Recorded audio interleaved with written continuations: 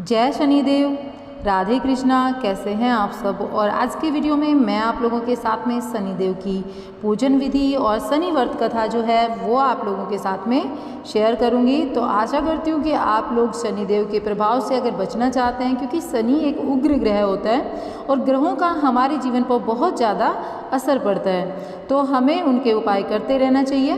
तो आज के वीडियो में मैं आप लोगों के साथ में शनिदेव की पूजन विधि और उनकी व्रत कथा दोनों ही बताने वाली हूँ।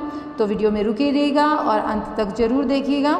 आप लोगों को कथा सुनने मात्र से बहुत ज़्यादा इफ़ेक्ट देखने को मिलेगा अपनी ज़िंदगी में। तो धार्मिक चीज़ों में जो भी कहा गया है वो सत्य कहा गया है। हमारे धर्म में, हमारे शास्त्रों में, हमारे जीवन से जुड़ी हुई बहुत सारी ऐसी बातें लिखी हुई हैं जिनको अपनाने से, नियमानुसार अपनाने से हमारी ज़िंदगी में बहुत ज़्यादा फर्क पड़ता है। तो चलिए फिर शुरू कर लेते हैं। शनिदेव की जो पूजन विधि है वो मैं आपको बता देती हूँ। सर्वप्रथम शरीर की शुद्धि हेतु अंजलि में जल लेकर, मतलब कि हाथ में जल लेकर ऐसा कहें, हे अंजलि जल आप गंगा जल बन जाए तब मेरे तन को पवित्र करें। फिर उसे अपने ऊपर छिड़क लेना है। उसके बाद गणेश जी का सुमिरन करें, उन्हें प्रणाम करें, क्योंकि बिना गणेश जी के हमारी कोई भी पूजा संपन्न नहीं होती है। इसके बाद दाहिनी हथेली में, मतलब सीधे हाथ में, पान, सुपारी, अक्षत, काले तिल, गंगा जल, द्रव्य, मिष्ठान, फल, फूल, बेलपत्र और चंदन लेकर इस प्रकार उच्चारण करें, हे शनिदेव मैं कलयुग वासी हूँ, पृथ्वी लोक मेरा वास है। मेरा नाम, जो भी आपका नाम हो वो, अमुक मेरा नगर है, मतलब जो आपके नगर का नाम हो, अमुक मास है, अमुक पक्ष है, अमुक तिथि, अमुक नक्षत्र। आप मेरे समस्त कष्टों को दूर करें, मैं आपका संकल्प करता हूँ। इसके पश्चात हथेली की वस्तु शनिदेव के सिंहासन पर समर्पित कर दें। इसके बाद गंगा जल या साधारण जल से शनिदेव की मूर्ति को स्नान कराएं। इसके पश्चात अक्षत, तिल, बिलपत्र, पुष्प, चंदन तथा पुष्पांजलि श्रद्धापूर्वक समर्पित करें। ऐसा कहकर हाथ जोड़कर क्षमा प्रार्थना करें, हे शनिदेव आप सूर्य पुत्र हैं तथा यमराज के भाई हैं, आप ही मेरे आधार हैं, मैं कर्महीन हूँ, क्रियाहीन हूँ।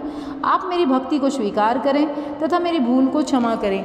मैं बारंबार आपको प्रणाम करता हूँ। आज्ञा दी गुरुदेव ने, दीना शीश झुकाए, कथा कहूँ शनिदेव की, भाषा सरल बनाए।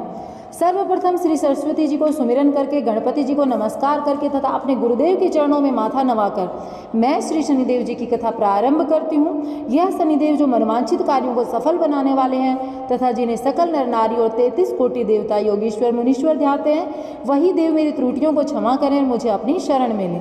मेरे मन में आपके प्रति अगाध प्रेम है। यह बात सर्वविदित है कि जो लोग शनिदेव को ध्याते हैं उनके सकल मनोरथ सफल होते हैं, तथा जो ऐसे देव को भूल जाता है वह इस संसार में महान दुख पाता हुआ नरकगामी होता है और अगले जन्म में पशु की योनि में जन्म लेता है। जो कथा मैं तन मन से कहने जा रही हूँ उसे आप भी सच्चे मन से ग्रहण करें। एक बार संसार में चहुं ओर पूजे जाने वाले नवग्रह एक जगह पर इकट्ठे हुए, परस्पर विविध प्रकार के वार्तालाप करने लगे। जब बात घूमती हुई उस स्थान पर आ पहुंची कि हम 9 ग्रहों में सबसे बड़ा और सर्वाधिक पूजनीय कौन देव है, तो प्रत्येक देवता स्वयं को बड़ा बताने लगा। इस बात पर जब बहुत देर तक वाद विवाद होता रहा और कोई निर्णय न हो सका, तो यह तय हुआ कि चलकर इंद्र से इसका निर्णय कराना चाहिए। अतः 9 के 9 ग्रह इंद्रदेव के समक्ष उपस्थित हुए। उन सब की बातें सुनकर इंद्रदेव भी सोच में पड़ गए कि किसे छोटा कहूँ और किसे बड़ा, किसकी श्रद्धा के पात्र बने और किसके कोप के भजन। अंत में सोच समझकर निर्णय न करते हुए बोले, मैं अल्प बुद्धि इस बात का निर्णय करने में असमर्थ हूँ। मुझे तो आप सभी बड़े नजर आते हैं और मैं सभी का आदर सम्मान समान भाव से करता हूँ। इस पर नवग्रह संतुष्ट नहीं हुए और हठ करने लगे कि इसका निर्णय तो आपको करना ही पड़ेगा। तब देवराज बोले, आप लोग मृत्यु लोक में जाइए, वहाँ एक अत्यंत न्यायप्रिय राजा विक्रमादित्य राज करते हैं। आप उनके पास जाइए, वह अवश्य कोई न कोई उचित निर्णय कर देंगे। इंद्र ने निराश होकर ऐसी बात कही। तब सारे ग्रह भी निराश होकर मृत्युलोक में जाने को तत्पर हो गए। इन देवराज इंद्र ने जब उन्हें वहां जाते देखा तो बाद में चैन की सांस ली। इस धर्म संकट से निकलना उनके लिए सचमुच ही बड़ा दुष्कर था। वह अपनी चतुराई से अपने ऊपर आए संकट को राजा विक्रमादित्य पर टालकर बहुत खुश थे।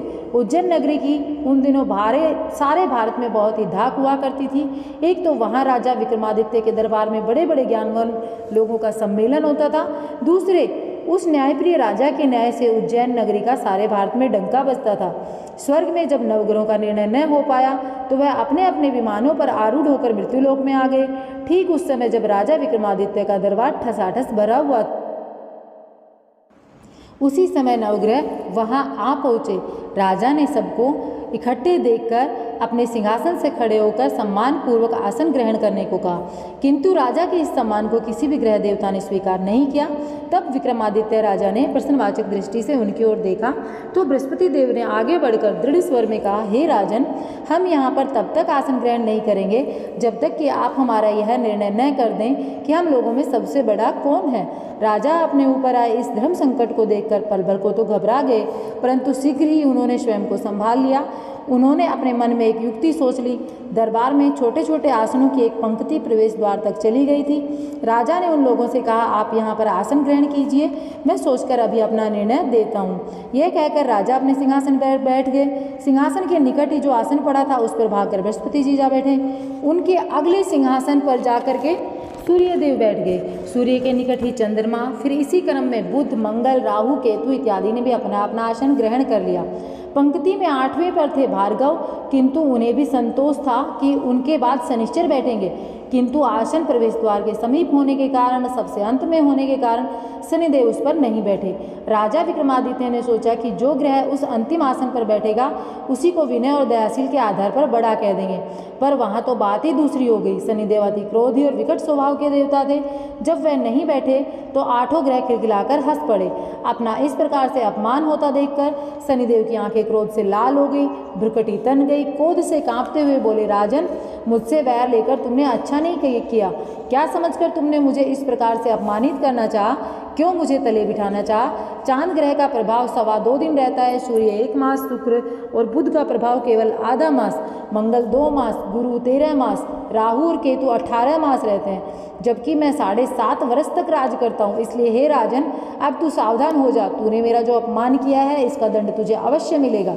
राजा के कुछ दिन तो आराम से बीते, लेकिन शीघ्र ही शनिदेव की कोप दृष्टि उन पर गिरी और फिर राजा पर 7.5 आ गए। उन्हीं दिनों एक व्यापारी कुछ घोड़े बेचने के लिए उज्जैन नगरी में आया। सुंदर सुंदर घोड़े देखकर राजा का जी ललचा गया।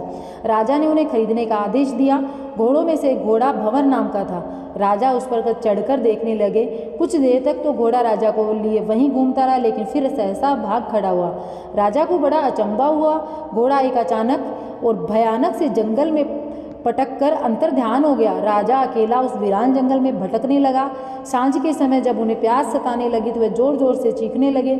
उधर एक पगडंडी से एक ग्वाला अपने गांव को जा रहा था। वह राजा की आवाज़ सुनकर रुक गया। राजा उसके पास गए। ग्वाले ने उनकी व्यथा जानकर उन्हें पास की नदी पर ले जाकर पानी पिलाया। पानी पीने के बाद राजा स्वस्थ हो गए और प्रसन्न होकर उन्होंने उस ग्वाले को अपने हाथ की अंगूठी उतार कर दे दी और उनसे कहा, मैं उज्जैन का रहने वाला हूँ, यहाँ रास्ता भटक गया हूँ, तो मुझे रास्ता दिखाओ। तब ग्वाला उसे अपने साथ गांव में ले गया। वहाँ एक मिष्ठान की दुकान पर राजा ने मिठाई खाकर अपनी भूख प्यास मिटाई। दुकानदार को भी एक अंगूठी उतार कर दे दी। दुकानदार के पूछने पर उसने उससे भी यही कहा कि वह उज्जैन नगरी के रहने वाले हैं, उनका नाम बोना है। फिर वह दुकान के बंद होने तक वहीं बैठे रहे, दुकानदार से बातें करते रहे।